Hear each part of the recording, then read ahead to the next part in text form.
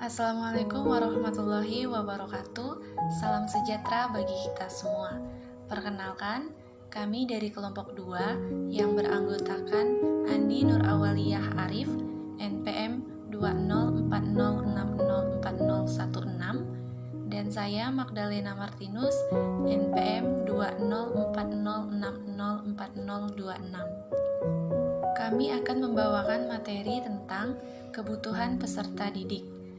Kebutuhan peserta didik yang akan dibahas di sini yaitu yang pertama, teori kebutuhan, yang kedua, kebutuhan dasar manusia, kemudian yang ketiga, kebutuhan peserta didik dan implikasinya terhadap pendidikan. Teori kebutuhan menurut Abraham H. Maslow bahwa manusia mempunyai kecenderungan untuk mencapai kebutuhan sehingga penuh makna dan memuaskan. Manusia menurut Maslow adalah makhluk yang tidak pernah berada dalam keadaan sepenuhnya puas.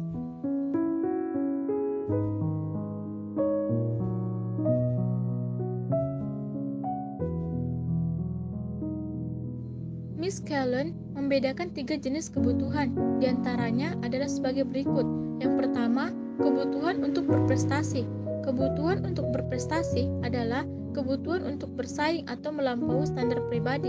Yang kedua, kebutuhan untuk berkuasa. Kebutuhan untuk berkuasa adalah kecenderungan untuk memberi kesan atau mempunyai pengaruh atas orang lain dengan tujuan untuk dianggap sebagai orang yang kuat. Dan yang ketiga, kebutuhan untuk berafiliasi. Kebutuhan untuk berafiliasi adalah kecenderungan untuk menjalin hubungan persahabatan tanpa memandang status, kedudukan, jabatan, ataupun pekerjaan. Kebutuhan dasar manusia. Menurut Maslow, dibutuhkan 5 jenis kebutuhan dasar secara berjenjang atau bertingkat.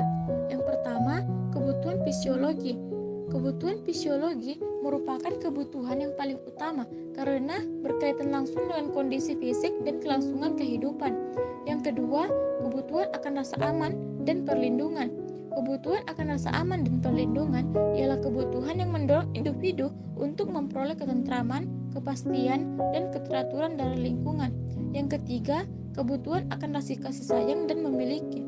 Kebutuhan akan rasa kasih sayang dan memiliki ialah kebutuhan yang mendorong individu untuk mengadakan hubungan afeksi atau ikatan emosional dengan orang lain yang diaktualisasikan dalam bentuk kebutuhan akan rasa memiliki dan dimiliki, mencintai dan dicintai. 4. Kebutuhan akan rasa harga diri. Maksudnya di sini yaitu kebutuhan individu untuk merasa berharga dalam hidupnya. Nah, kebutuhan ini mencakup yang pertama, kebutuhan akan self-respect, yaitu penghormatan atau penghargaan yang bersumber dari diri sendiri. Contohnya, percaya diri, kemandirian, kekuatan pribadi, dan lainnya. Yang kedua, esteem atau penghargaan dari orang lain, yaitu penghargaan atas apa yang telah dilakukannya, seperti pengakuan, penerimaan, perhatian, dan lainnya. Sedangkan kegagalan untuk diakui oleh diri sendiri ataupun oleh orang lain akan menimbulkan perasaan rendah diri dan kehilangan semangat ataupun putus asa.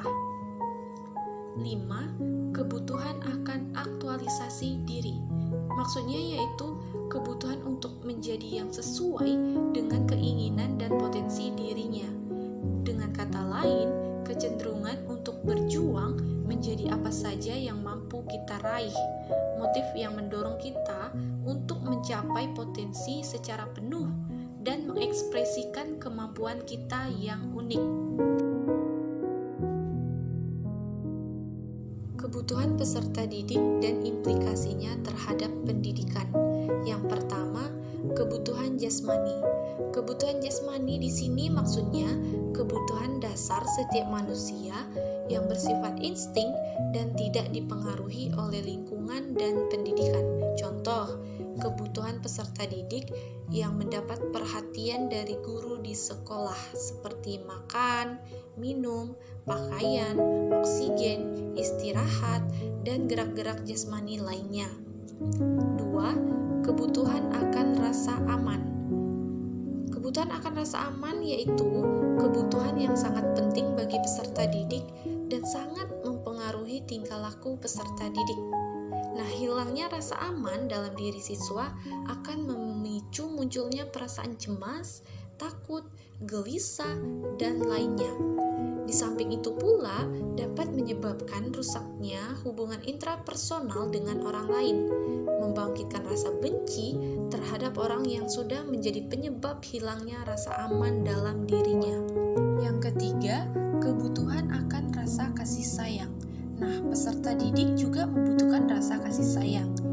Peserta didik yang mendapatkan rasa kasih sayang akan merasa senang, betah, dan bahagia berada di dalam kelas, serta memiliki motivasi untuk berpartisipasi aktif dalam kegiatan belajar mengajar. Sebaliknya, peserta didik yang merasa kurang mendapat kasih sayang akan merasa terisolasi, rendah diri, merasa tidak nyaman, serta memicu munculnya tingkah laku maladaptif. Yang keempat, kebutuhan akan penghargaan. Dapat dilihat pula dari kecenderungan peserta didik untuk diakui dan diperlakukan sebagai orang yang berharga. Mereka ingin memiliki sesuatu, dikenal, diakui keberadaannya di tengah-tengah orang lain. Apabila peserta didik merasa diremehkan, kurang diperhatikan, atau kurang mendapat tanggapan yang positif akan sesuatu yang telah dikerjakan, maka sikapnya terhadap dirinya dan lingkungannya menjadi negatif. 5. Kebutuhan akan rasa bebas. Nah, kebutuhan akan rasa bebas yaitu terhindar dari lingkungan dan ikatan tertentu. Peserta didik harus diberikan kesempatan dan bantuan secara memadai untuk mendapat kebebasan. Kemudian yang terakhir, kebutuhan akan rasa sukses. Kebutuhan akan rasa sukses, peserta didik juga akan merasa senang dan puas apabila pekerjaan yang dilakukan berhasil dan merasa kecewa apabila tidak berhasil. Kesimpulan, dari pembahasan di atas, maka dapat kami simpulkan bahwa untuk mencapai tujuan pendidikan yang berkualitas, diperlukan manajemen pendidikan yang dapat memobilisasi segala sumber daya pendidikan. Manajemen pendidikan itu terkait dengan manajemen peserta didik yang isinya merupakan pengelolaan dan juga pelaksanaannya. Sekian dari kelompok kami. Terima kasih. Assalamualaikum warahmatullahi wabarakatuh. Shalom.